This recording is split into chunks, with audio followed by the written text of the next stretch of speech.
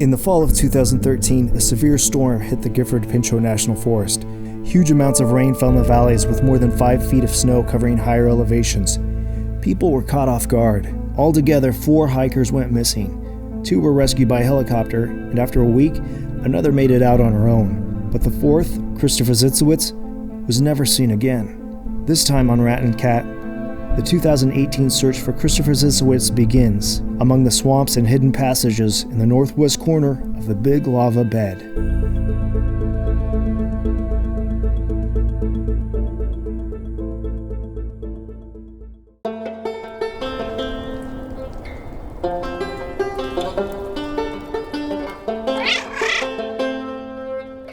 I'm headed out on my first search of the season for Kristopher Zitzewitz. Went missing in 2013, I believe it was. And I'm going to meet Jacob. He's a new guy that's been starting training on search and rescue. He's not too keen on being on camera, so you're going to have to look at my mug some more. We went a different route than I was hoping to. The snow is still covering part of it, and I was hoping it'd be melted off today. So we're getting up there later in the evening, and I don't like to be out there searching really past 6, but that's about going to be when we're starting and in the middle of it. But that's the time that I have, and I'm glad to be out here. So we're here at the Big Lava Bed. It's about 5 p.m. and we're going to just try to do a quick search up each side of the creek. One of us go on each side of the creek. Just see if we see anything along either side.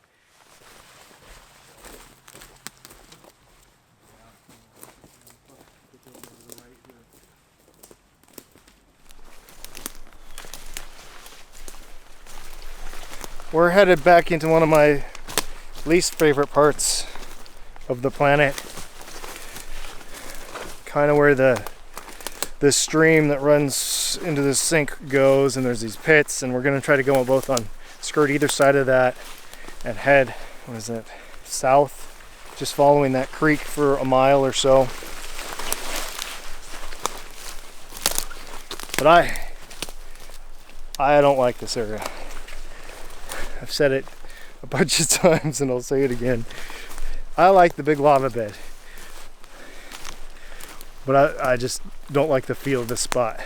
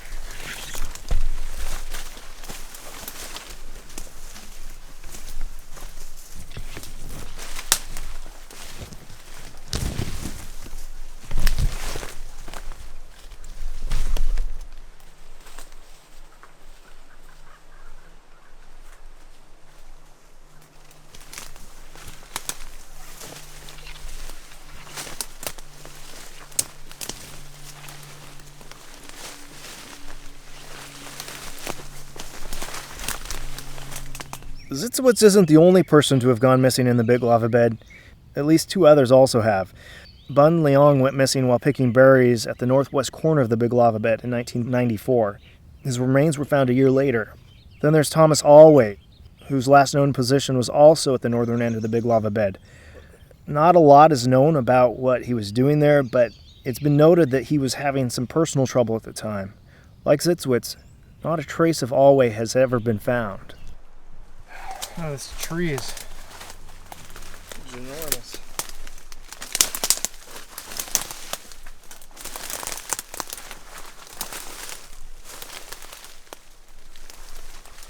Quite a hole back here.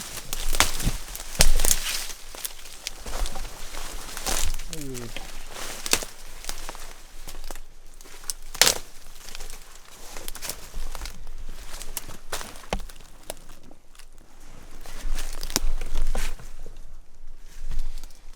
feeling for air. Just checking for caves. You know, they said they were following a lava tube. I really haven't seen anything that, up till now, that has looked like a lava tube. But this trench actually I've been in kind of looks like one, and there's all these holes, dead ends and holes.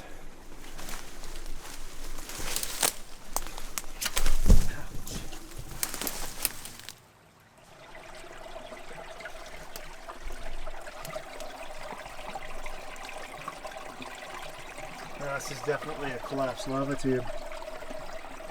The water's running down through here. This is the end of the creek, and that pond I just came through. We're past.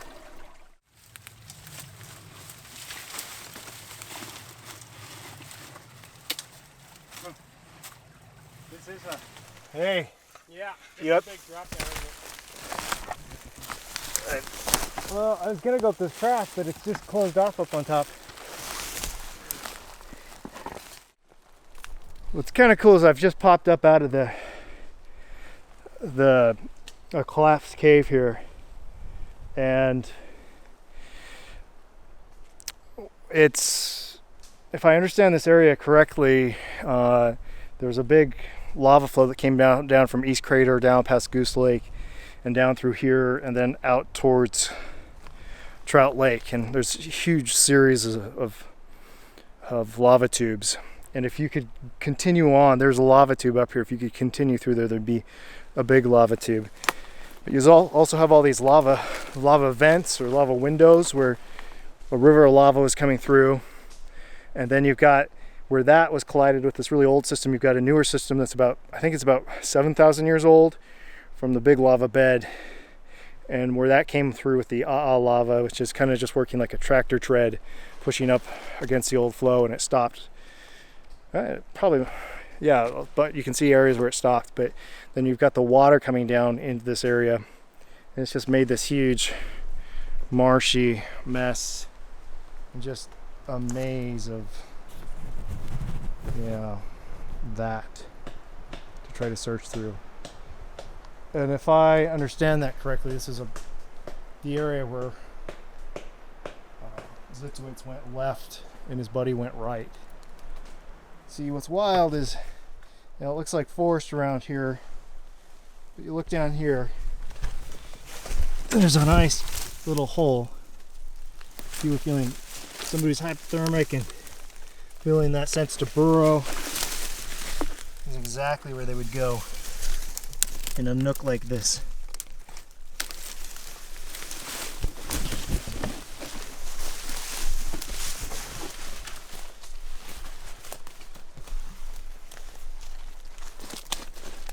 So I'm going along through these trees here, and I just looking over the edge, and if somebody was to take off to the left here, you'd just go down, you drop about, I think it's 8 feet down there to water, and it's just amazing, you know? I mean, how would you even search this? I mean, I guess just get waders on. It's probably hard to see. There's just water out through those trees there.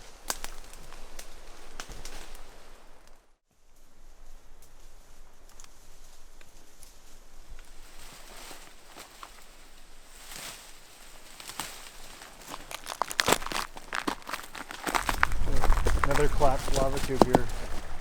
The water just runs right into it.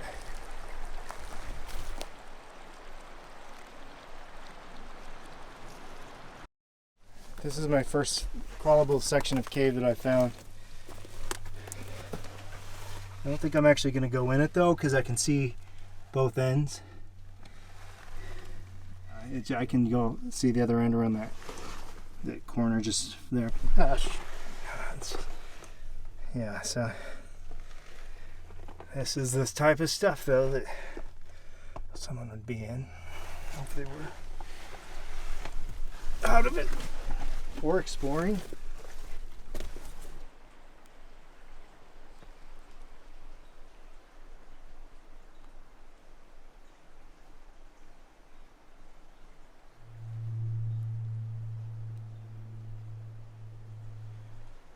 So this creek just runs into the lava flow here.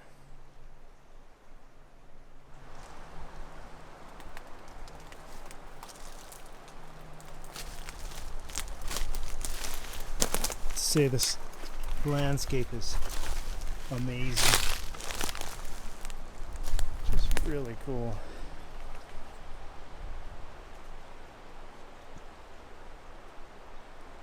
So right here I'm at the end of this pool. Just goes off into 3 different sections here. And right here you can hear it draining here as well.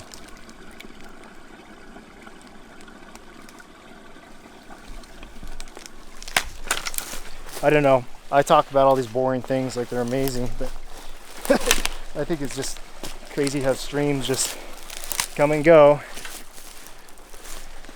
And this is the last of it. This is where the stream ends. You can see all the bark. It comes up here during the winter, jams in. Some more forestry ribbon over there. Somebody's been through here.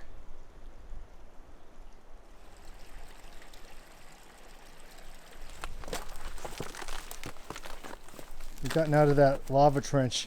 Now we're in the flows. And I don't know that much about volcanoes and whatnot, but I've been studying this and wondered, how do all these ridges form? Are these all lava tubes?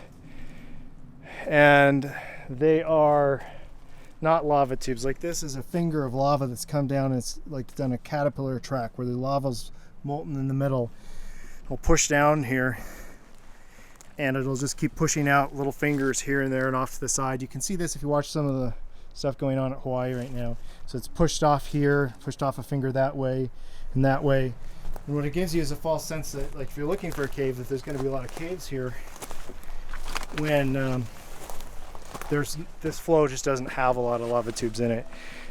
It's where an old flow enters, or a new flow ran into an old flow, like I said. So.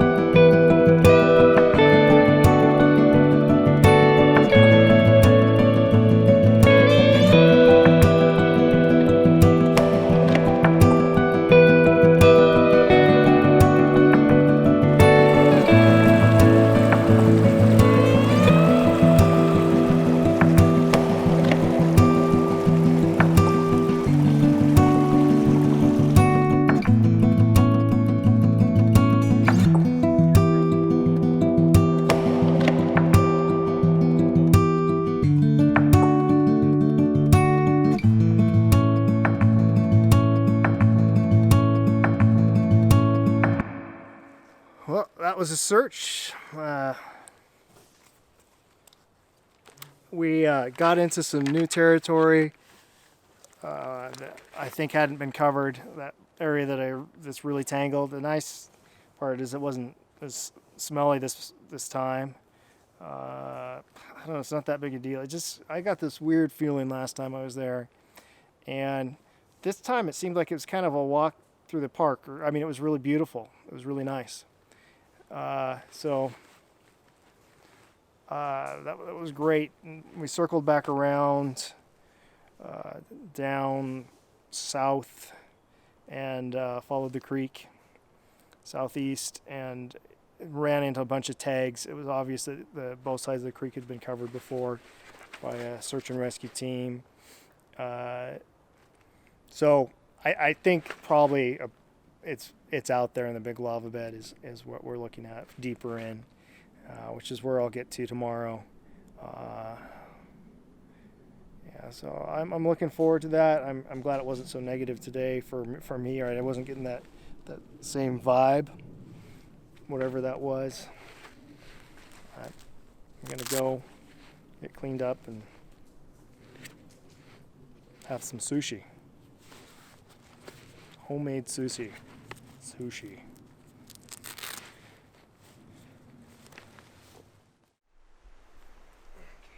On this trip I came with a lot of different options for tarps and tents. I had a tent too, and since I'm not out there and I've got my stuff, options for when I'm out in the woods, but it's nice to have options when you're back here in camp. And I was going to set up the tent, but then it's supposed to rain a little bit tonight, and I kind of want to sleep out under the stars. But when I'm camping with my wife and the kids, they don't like to sleep out. But sometimes if I'm at a campground, I'll just throw my bag on a picnic table or whatever. And so decided to go ahead and spread out here, and I've got the tarp, so I can half all I have to do is pull over the other half, and I can stake it in the ground. Jake and I were just talking about what the mentality of the person, of the lost person and lost person behavior. And there's so many different elements that go into it, and it's usually a series of unfortunate events, or a series of events that go wrong. And with Zitzewitz, I know I can track a few of the first ones. Number one, I don't think he had good shelter. Number two, he went out in a severe storm. And number three, he didn't have a rescue beacon on him. And what happened after that is the big puzzle. I am almost certain that it was hypothermia and getting cold, but was there an accident that before that? And I think a lot of the time, it's just a guess. You just don't know. But it could be an accident, a trauma that gets somebody off, or just getting cold. And likely in that type of weather, you would just start to not even know that you were starting to lose your senses. As we've talked about hypothermia on this channel, if you've watched any of my videos, you will just start to lose your mind, and you're not even, when I say lose your mind, you start to lose feeling in your body, and your thoughts become unsolid and unclear, but you don't even know what's happening. Yeah, because you're becoming numb. Basically, your mind is not working, and what is happening is all your blood is rushing towards your core, or holding into your core, and your extremities are becoming cold, and your blood is ceasing to flow out there. But then, in a last-ditch effort to save you, your body puts out a massive amount of blood. I think your blood vessels open up actually, and you feel this flash of heat, and you're on fire, and you start stripping off your clothes. And that's one interesting thing, that we haven't found any clothes. There's no death trail. There's no evidence at all, which is bizarre, but it does happen. There's a good chance that since this local area was covered so well, and there was so much noise being made, that he was one of those people that just went for it and went a long distance. On the other hand, he could have been going in circles out there, but in the middle of the lava bed. We saw today there's cracks and caves that anybody could crawl in, and that's one of the last stages of hypothermia, is a burrowing, trying to get into a den. It's a primitive instinct, trying to find warmth and shelter. But it just makes me glad that I have a warm place tonight, warmth and shelter here. It also makes me glad that while I'm talking to the camera, that Jacob is busy over there digging a hole for a fire and collecting firewood so that we can have a nice fire tonight.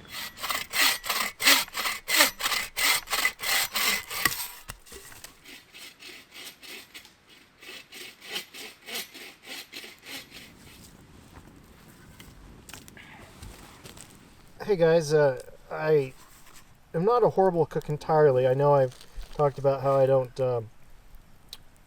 cook that much when I'm camping, but I did make sushi at home and bring it, so that's got to count for something.